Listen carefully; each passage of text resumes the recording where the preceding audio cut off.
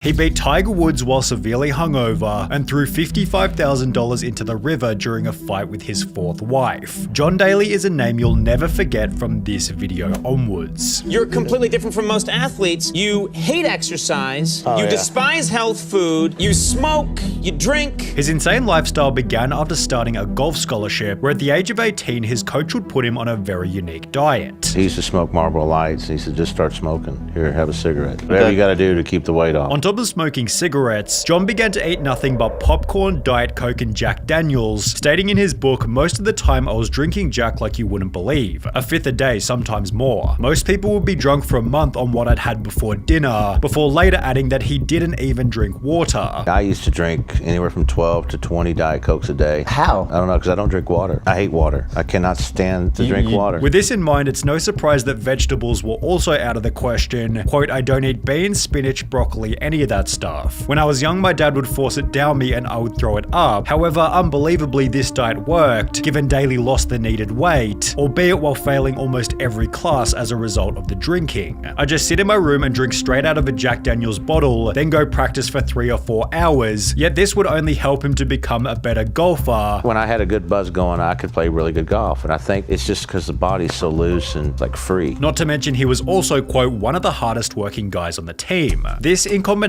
with over 16 years of practice, led Daly to win his first ever professional tournament at the age of 21, writing, "My winner's check was for $6,700. The next 2 months I made about $28,000 in 4 events, yet this wasn't the only way that John Daly began to make money." On the Full Send podcast, John explained that he'd bet $100 per hole against unsuspecting players. $100 a hole, paid for my hotel room, paid for my drinks, paid for everything. Described in his book as playing other guys for money, usually men at the local golf clubs who thought they were better than they were, who figured they could kick this fat kid's ass. "That's the way I spent my summers. Think of it as my permanent part-time job." Yet this would also introduce him to the toxic world of gambling. About 3 years after turning pro, John won $16,000 in a South African tournament before losing the entire amount at a casino less than 24 hours later. In a fit of rage, Daly completely trashed his hotel room, also introducing the early stages of his potentially volatile nature. Sometimes I'd beat my bus up, sometimes I'd beat my car up, sometimes I'd beat a hotel room up. Despite this, John would go on to win his third significant event, which just so happened to have been the PGA Championship, turning John Daly into an overnight superstar. It was crazy. There was 4,000 people sitting in front of the clubhouse and on the driving range. For you? Just waiting for me to get in, and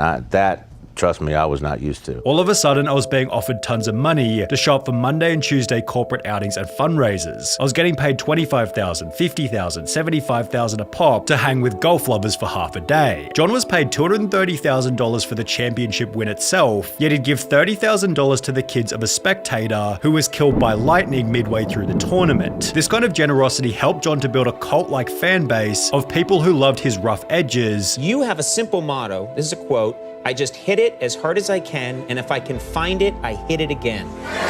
Which he was then able to monetize through some very funny sponsorships. Daly received endorsements from Dunkin' Donuts, Hooters, and a diet pill called Trim Spa, yet it was the golf-specific sponsorships that began to make him millions. I made another $236,000 in 1991 just for playing with ping clubs and wearing a ping shirt and a ping hat, and that was only the beginning. Early in 1992, I signed my first really big sponsorship contract, a 10-year deal with Wilson that paid me millions of dollars a year. However, at the same time, Daly's performance began to go downhill rapidly. After placing first at the PGA Championship, Daly returned the following year to achieve 82nd place, explaining on the Full Send podcast that he'd spent all night drinking, arriving at 7:30 for a 7:32 tee-off. There was some times on tour that I didn't sober up to about the 13th hole. Yeah, you get in at 7:30 in the morning. I got a tee time at 8:05 or 9 o'clock. You'd be out till?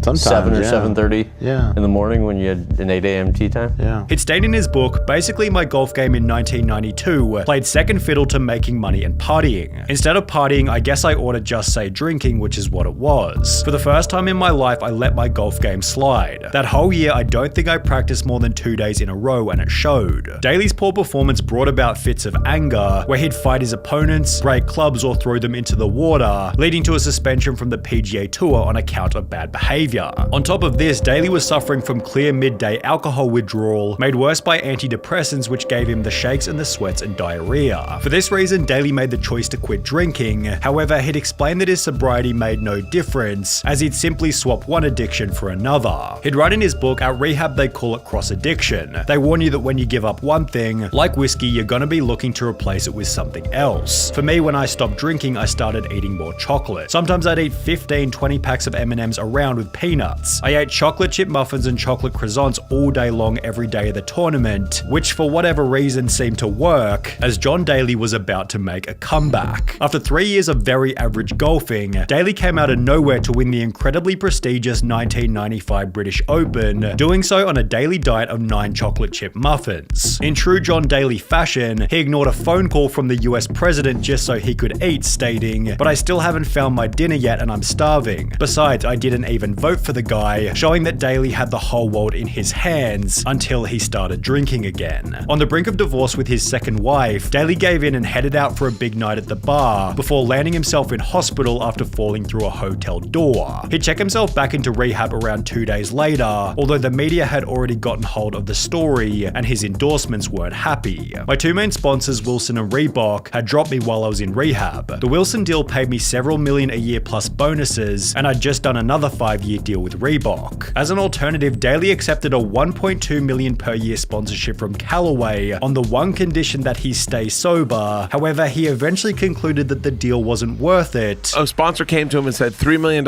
we want to send you to rehab though. And he looked at him and said, "I'm good." And took a sip. Although this attitude would then help him beat Tiger Woods in a pretty funny way. Daly had qualified for a small 16-person tournament, and on the night before had drunk 3 bottles of Crown whiskey, leading Tiger to make some cocky remarks about how Daly had no chance of winning. And he says, "I'm probably going to kick his ass because JD's drunk right now." I said, "Oh, okay." When the tournament started the following day, Daly decided to troll Tiger by acting as though he was still drunk. And he is looking at me the whole day. I've got drinks coming down, people bringing me drinks on the golf course. He goes, "What are you drinking?" I said, "Oh, I got my Crown in here, man. I'm fine." Not 1 ounce alcohol, because if you do that, you get in trouble on the tour. And I got him thinking that I was really still drinking. Helping John to completely demolish the tournament. I shoot 65 and beat him by like 6 shots. It's about the last time I ever beat him. Daly then earned $4 million in 2004 and 2005, yet this would only fuel an addiction worse than any he'd experienced before: gambling. You know, in Vegas, I'd play the $5,000 slot machine. Every time you pull it, how much is that? $5,000. Oh my God. It's one pool. $5,000 spins? While playing these $5,000 slot machines, Daly fed through $600,000 in a night without winning, before taking out another $600,000 which he'd then lose again, meaning he'd lost $1.2 million in the space of 5 hours. By this point, Daly was up to his 4th wife, who confronted him about his gambling problem, initiating an argument that ended in the strangest way possible. I won like $55,000 in the casino, and I said to my 4th wife, Cherie, "If you're gonna yell and scream at me about this," I threw it over the bridge going over to Memphis from Arkansas. I threw all the money out the car window and said, "You know what, if you want that money, you can go find it, but let me tell you something, you don't have a job, you're not working, I'm supporting you, I'm paying all the bills." My buddy then took her to a McDonald's drive-thru and got her 2 cheeseburgers and some french fries and a soda, and it was like, okay, this is how you can live from now on if that's the way you want it. When John published his book in 2006, he'd gambled away $55 million over a 15-year period. However, the worst was still yet to come. In 2007, an article was written on Daly's golf performance stating, John Daly withdrew from 5 tournaments and missed the cut on 8 others on the PGA Tour. His best finish was 3rd place at the Skins game, which only had 4 players. As a result, Daly lost his card, and it might have had something to do with his ever-declining diet. In 2008, CBS reporter Will Brinson was given the job to watch Daly during a professional game, noting that he consumed 21 cigs, 12 Diet Cokes, 6 packs of peanut M&Ms, 0.0 ounces of water, and the alcohol consumption hadn't stopped either. Only 4 months after writing about his diet, Daly was arrested for passing out in front of Hooters, with the negative press resulting in another 6-month ban from all professional golf. As a consolation, Daly's mugshot was placed proudly inside the restaurant. However, he'd end the year with earnings of only $56,000, forcing yet another change in John Daly's life. Having grown tired of golf golf club dress codes, Daly decided to purchase his local course. You don't like a dress code in golf, that you find that offensive? No. You have your own golf course that you bought. Is there a dress code there? But basically, all you got to do is cover your private parts and you can play my golf course. Initially running the club at a loss, just so the town had somewhere to play. I'm losing probably $250,000 to $350,000 a year, somewhere in there. Anybody, kids or teams that want to come here and play, I think everybody should have a chance to play golf.